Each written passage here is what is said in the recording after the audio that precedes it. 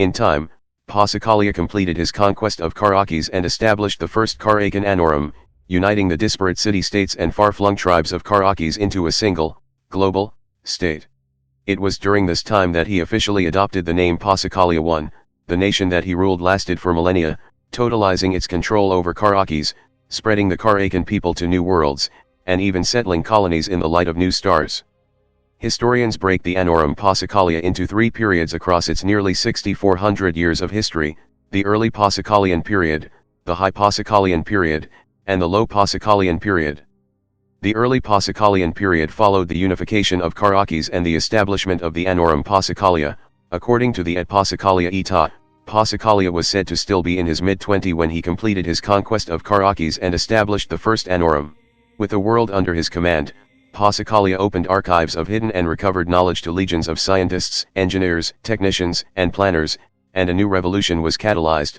This time, the revolution was one of rapid technological development across all levels of industry, economy, infrastructure, and countless other fields. Sometime during this technological renaissance, Passacaglia I scholars applied knowledge recovered during the unification to discover and retrieve the mothballed wake vessels, held in orbit for millennia. These ships were deconstructed, returned to the surface of Karaakes, and studied, resulting in the production of the first Karakan starships. With Karaakes conquered, the Annorum and the Karakan people needed a new frontier. Arudyi, Karaakes moon, was their first target. The moon's atmosphere was thin but breathable, and the Karakan explorers terraformed it to a nominal composition that could support and protect human life. Using the new starships, the Annorum settled Arudyi, and the little moon became the first off-world Karakan colony. Existing histories record this as a triumph of the Annorum and an event that prompted an eager search for more worlds. Without significant war to provide civilizational impetus, off-world colonization provided a ready substitute. All eyes turned to the sky, and were rewarded with the discovery of Diaduchi, a star in close proximity to Karaakes, and the habitable world that orbited it, Ispasalar. Comparable in size and composition to Karaakes, Ispasalar remained untouched only as long as it took the Annorum to grant a charter, build more starships, and launch them towards the world. Colonial settlements cropped up across Ispasalar, managed by new machine minds and the Annorum's most loyal officers. The reign and wisdom of Passacaglia was ascendant, but mortality eventually caught him, and though he left an heir, the death of the first was an event of utmost tragedy. The early Passacagalian period saw the rediscovery of myriad technologies, chief among them spaceflight, machine minds, and the creation of anorate mirror creches, which allowed for the duplication of bloodlines and the persistence of the Passacagalian dynasty. All things fade, however, and that preserved line of Passacaglia I came to an end after nearly 1,900 years. Karakan histories do not mourn this event, and neither does the Eta. To the contrary, the end of Passacaglia's lineage is written of as a time of exciting change, a sunset without a following night, and a dawn that would last for millennia. The early Passacagalian period ended, and the high period began. The high Passacagalian period began just before the second millennium of the Anorm Pacala, following the death of Passacaglia III, preceded over by the lesser but competent successor lines of Anaxadrene and Mycelian kings. The high period proved to be the longest era of the Anorm Pacala, lasting for just under 3,000 years. During this time, the Annorum dramatically expanded its interplanetary holdings on Ispasalar and colonized Kairadin, two worlds that went on to feature heavily in the downfall of the Anorm Pacala, as well as the concern, now known as the Baronic concern. Manned spaceflight, though still restricted to the elite, drastically expanded, and the tradition of ritualized space travel to pay homage and swear fealty to the Annorum throne was established. Kairadin, now the capital world of the House of Stone, was a gift world named for Kai Anaxandros Altiamus, a favored courtier of Passacaglia III. Recognized in Kairati history as a generous statesman and acclaimed general, the details of Altiamos's rule are hidden behind layers of lost history, constructed mythohistory, epic poems, and apocrypha.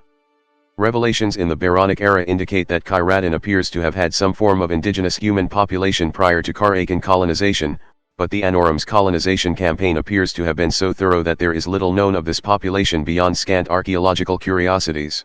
Following colonization, the great minds of the Kairati were bored deep into the planet's core and the forging of a strong bond began. For the duration of the high period, the Anorm Pacala viewed Kairadin as a sister world to Karaakes, and doted upon it with favorable trade policies, reduced feudal obligations, and frequent visits by the emperor. Ispasalar became the target of a targeted colonization effort by the patrons of Delamar, the noble descendants of the Pasha Delamar, the founder of one of the original Karakan city-states. In the millennia between the founding of Delamar and the establishment of the Annorum, the patrons of Delamar had retreated from direct political participation and adopted a sort of monastic mercantilism. By the High Period, the patrons of Delamar had become a quasi-religious order of knights, merchants, and Xenoglossian affiliates that muscled their way through bribery, mercantile cunning, and careful political maneuvering into the uncontested title claimants to the world, become its sole representatives to the throne. Throughout the High Period, Ispasalar evolved without much Anorate oversight, developing a brash independent streak. During this time, the Annorum also dramatically expanded the use of mirror creches beyond the ruling classes and minor nobility, making some of their medical miracles accessible to the ignoble classes.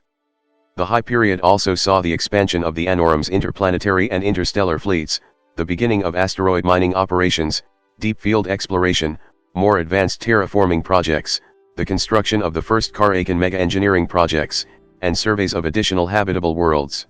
On the home front, the Annorum established global systems of coordinated resource management, education, language normalization, clean and persistent energy, and other civilization-tier cultural totalization efforts.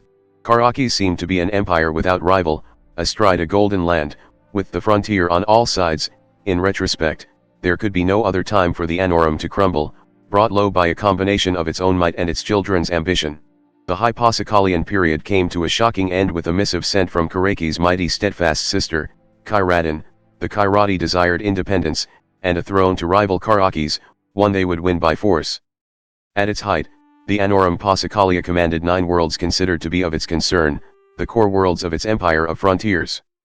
Karakis, the homeworld of the Karakan people and seat of the Anorm Pacala, during the slide into the low Passacaglian period, Karakis was an instrumentalized world, utterly given over to the maintenance of the ranks of imperial nobility, the Anorate guard of the royal family, and the billions of Cityoians, serfs, who labored to ensure the empire of frontiers remained cohesive, functional, ever-expanding, and directing its wealth to the throne.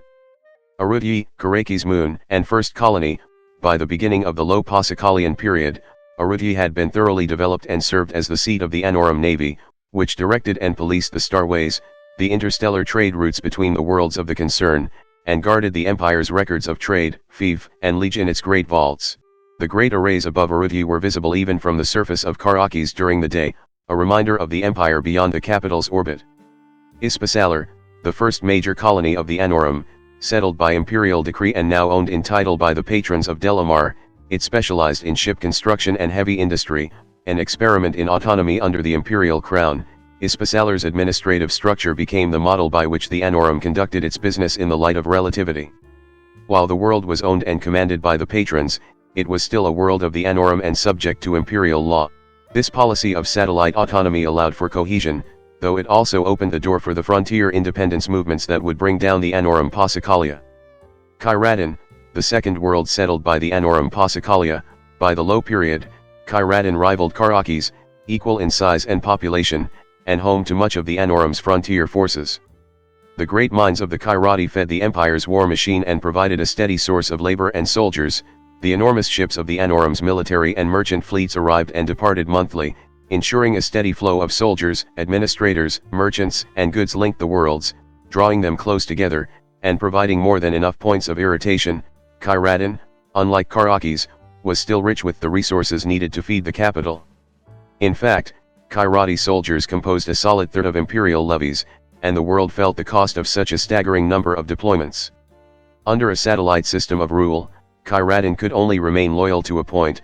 During the low Passacaglian period, that limit would be reached. Tilimsan, colonized during the high Passacaglian period, would eventually see bitter civil strife during the conflicts of the late low period. The clans that settled there eventually founded a rich source of rare metals, a fact that only exacerbated the conflict. Iolete, colonized near the tail end of the high period, became the chief supplier of the fuel necessary to power the Annorum's interstellar ships during the low period. Crouching under its gas giant, Iolete saw little of the wars that gripped the more central worlds of the concern. Umara, settled during the early high period as an aqua farming settlement given over mostly to small landowners and serfdoms, it largely stayed on the periphery of the Annorum's political struggles. Begum, settled during the High Passacaglian period as a monastery world by the cult of Pangloss, now the order Xenoglossia, a polytheistic order of oracles and augurs, long present on Karakis and in Karakan faiths. During the Low period, Begum opened its borders to general colonization and kept its head down. Bo, settled during the Low period, a small and distant colony on the far edge of the empire with little interest or activity at this period. The Anorm Pacaglia's interplanetary empire was built on the back of a conventional space program. Massive, largely automated ships ferried goods and information back and forth between worlds after the establishment of initial colonies, with crewed voyages between worlds being largely restricted to functions of the elite, military, or nobility. Any such voyage was the result of tremendous investment by either the throne or wealthy consortiums of merchants with sufficient capital. Likewise, colonization efforts were the product of tremendous investment and fanfare. The Anorm Pacaglia's imperial portfolio counted 8 worlds, in addition to Karaki's moon, Arudyi. Karakis remained the capital. Beyond, the Annorum granted titles and colonial holdings exclusively to their most favored subjects. Ultimately, the effort of managing those worlds, much less the hundreds of millions of subjects on Karakis, frayed the institutions that kept the Anorm Pacaglia running smoothly. As the empire's interest turned toward nearby worlds and stars, those at home front grew more and more dissatisfied with the successor Passacaglian emperors. Recovered texts from the period show that a series of ineffectual leaders cast the Anno into a deeply corrupt and unsustainable spiral. As communication lag started to take its toll, colony worlds developed increasingly divergent ideologies. Ministers dispatched to corral the colonies grew idle and independent as the true distance and difficulty of sublight interplanetary administration ate away at any sense of cohesion.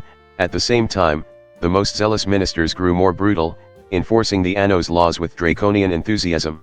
From Karakis, the journey out to even the closest non-lunar colony took a staggeringly long time for humans, years of real-time travel, experienced as long and boring months for the crew on board, and often when a minister arrived on the world they were meant to manage, they found the political realities on the ground had changed since they were briefed.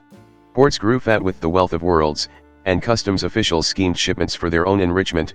After all, the world they were destined for wouldn't discover the discrepancy between manifest and storage for years, decades, or even centuries in the most extreme cases. This corruption boiled within the Annorum before finally bursting its containment with the Independence Declaration of Kairadin, announcing its intent to secede from the Anno. Kairadin declared itself a free kingdom, an anti-Annorum, willing and able to manage its own affairs. Karakis was too far away and too concerned with fattening its own coffers and belly off the labor of the great houses of the Kairati. Crowning its own anti-Anno, Perdio I, the anti-Annorum declared its intention to cease its tithe, turn away any Anno ministers sent to the world, and refuse any communication that did not treat it as equal. It withdrew its levies, ordered its ships on return vectors, and demanded homage from the crown. On Kairadin itself, the great houses consolidated power, demanding vassalage and brutally dispersing the houses that remained loyal to the Anno. Neither the Anorm Pacaglia nor the anti-Annorum Kairadin would last. Their conflict would shatter the known stars and give rise to a new tyrant from the ashes, Tyrannus, who would forge a new empire from both of their remains. Hello there, if you like this video, please subscribe to my channel and click that notification bell button.